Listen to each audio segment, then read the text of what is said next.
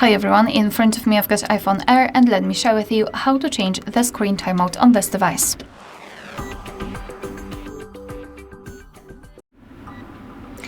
So let's start with opening the settings, and here we have to scroll down and localize the option display and brightness.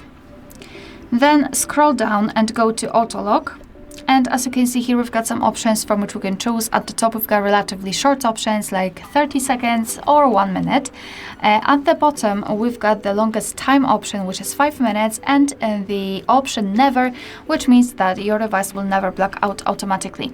So all you have to do is to tap on the option you'd like to use. I'll pick maybe 3 minutes. As you can see, it will be immediately marked, and after getting back you can see that it is notified right here, which means that from now on, after 3 minutes of inactivity, this device will black out. Alright, so that will be all. Thank you so much for watching. Please hit the subscribe button and leave the thumbs up.